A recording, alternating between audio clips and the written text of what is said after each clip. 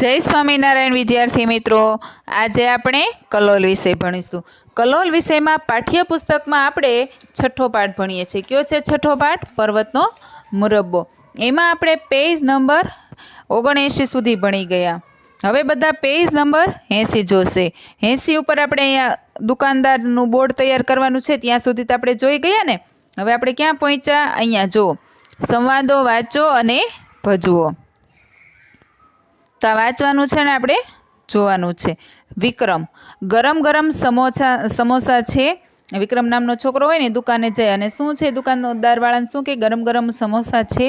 તો દુકાનદાર શું કહે છે? ના ભાઈ, સમોસા ખલ્લાસ, કચોરી છે, ખમણ છે અને ભજીયા છે। દુકાનદાર શું કહે છે વિક્રમને? કે સમોસા ખલાસ છે, પણ કચોરી છે અને ખમણ છે અને ભજીયા છે। તો વિક્રમ કહે છે ભજીયાનો શું ભાવ છે? તો વિક્રમ દુકાનદારને પૂછે છે કે ભજીયાનો શું ભાવ છે? તો દુકાનદાર કહે છે 20ના 100 ગ્રામ। દુકાનદાર એને શું કહે છે? કે 20 રૂપિયાના 100 ગ્રામ। તો વિક્રમ કહે અને ચટણી? તો કે 20ના 100 ગ્રામ ભજીયા છે, તો ચટણી કે શું ભાવ છે? હવે પેજ નંબર 81 પર જુઓ। દુકાનદાર કહે છે ચટણી ફ્રી। તો વિક્રમે પૂછ્યું ને કે ભજીયાનો શું ભાવ છે? તો કે 20ના 100 ગ્રામ। ને વિક્રમ કે ચટણીનો શું ભાવ છે? તો કે ચટણી ભજીયા સાથે ફ્રી। તો વિક્રમ કહે તો એકલી ચટણી આપો। એ કે એવું હોય ના હોય ને। તો વિક્રમ શું અહીંયા કહે છે કે ખાલી એકલી ચટણી આપો, ફ્રીવાળું આપો। બીજો સંવાદ શું છે? અર્ચના દુકાનવાળા પાસે જાય છે અને કહે છે પેન્સિલ આપો।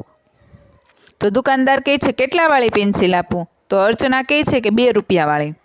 તો દુકાનદાર કહે છે આ લો અક્ષર પેન્સિલ, તેનાથી સરસ લખાશે। તો અર્ચના કહે છે તો બીજી આપો, મારે તો ચિત્ર દોરવું છે। જો આમાં પણ એવું જ થયું। અર્ચના દુકાનદારવાળાને કહે છે કે પેન્સિલ આપો, કેટલાવાળી છે? તો કે 2 રૂપિયાવાળી। તો કે અક્ષર પેન્સિલ આલ્યો તેનાથી સરસ લખાશે। તો અર્ચના શું કહેશે? તો બીજી આપો, મારે તો ચિત્ર દોરવું છે। પછી છે ચાલો ગાયે ગીતડું, બરણીનો મુરબ્બો ખાવા ચાલ્યા ઉંદર 4। પણ આપણે તો ગીત આગળ ગાઈ ચૂક્યા છીએ। હવે આપણે અહીંયા નીચે જોઈશું શાકભાજીના દુકાનદારની ચિઠ્ઠીઓ। શાકભાજીના દુકાનદારની ચિઠ્ઠી છે, એમાં ઘણામાં ચિઠ્ઠીમાં નામ આપેલા છે અને અમુક ચિઠ્ઠી ખાલી છે, એમાં આપણે લખીશું। તો શું શું આપેલું છે? તો કે કાકડી, જામફળ, ફુલેવર, કોબીજ, બટાકા, ડુંગળી, મેથીની ભાજી, સવાની ભાજી। તો અહીંયા બોક્સ ખાલી છે, એમાં આપણે શું લખીશું? લખો મૂળાની ભાજી, ટમેટા, લીંબુ, આદુ, મરચાં અને ધાણા। આ 6 બોક્સ ખાલી છે, એમાં બધાએ આ રીતે બાળકો લખવાનું છે। પછી એ રીતે છે ફરસાણના દુકાનદારની ચિઠ્ઠીઓ। તો જો અહીંયા ફરસાણની દુકાનદાર છે એની ચિઠ્ઠીઓ છે, એમાં 4 જ ચિઠ્ઠી ખાલી આપી છે, બરાબર? બાકીની લખેલી છે। તો કઈ કઈ લખેલી છે એ આપણે પહેલાં વાંચીએ।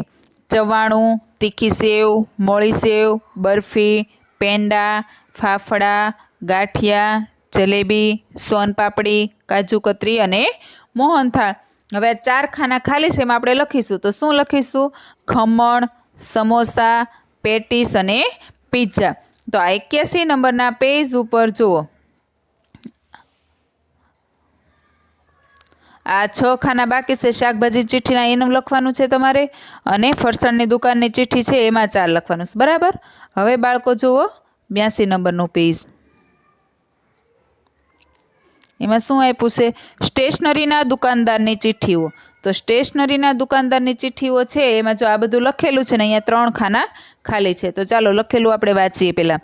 100 પેજની નોટબુક, 200 પેજની નોટબુક, લોંગ બુક, વાર્તાની ચોપડી, ચિત્રકળા, sketchbook, pencil, ballpen, sketch pen, મીણિયા કલર, વોટર કલર, ફૂટપટ્ટી, કંપાસ બોક્સ અને સ્કૂલ બેગ।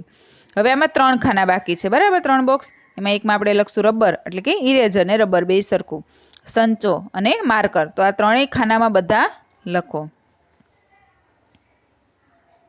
હવે એની પછીનો પ્રશ્ન છે અમૃત કાકાનો પર્વત ફકરો ફરી વાંચી તેમાં આવતા નામ લખો અને મોટેથી વાંચો। તો આપણે અમૃત કાકાનો પર્વત વાર્તા છે, એમાં આપણે બધા નામ જોયા ને, એ નામ મોટેથી વાંચી અને અહીંયા લખવાના છે। જો એક આપેલું છે હર્ષવર્ધન, હવે આપણે બીજા લખીશું। તો લખો આર્યન, શકરાભાઈ, પ્રકાશભાઈ, દર્શનાબહેન, તૃપ્તિ, મૃગેશભાઈ, હર્ષદભાઈ અને પાર્થસભાઈ।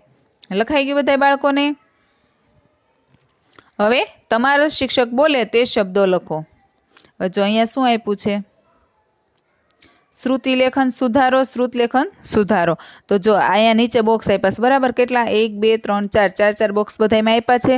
તો આપણે અહીંયા અક્ષર સુધારવાના છે શ્રુત લેખનમાં. જો આશીર્વાદ લખ્યું છે, એને સુધારો કરીને આશીર્વાદ આમ લખ્યું છે. અહીંયા કૃત્રિમ, તો કૃત્રિમ સુધારીને અહીંયા આ લખ્યું છે. તો તમારે ઉપરથી જોઈને જો આશીર્વાદ અહીંયા આ રીતે લખવાનું, પણ એને સુધારીને આ રીતે વ્યવસ્થિત લખવાનું છે. અહીંયા પણ આ પહેલાં આ લખી નાખવાનું, પછી એને સુધારીને વ્યવસ્થિત સારા અક્ષરે બધાએ લખવાનું છે. તો 82 નંબરના પેજમાં બાળકો સમજાઈ ગયું?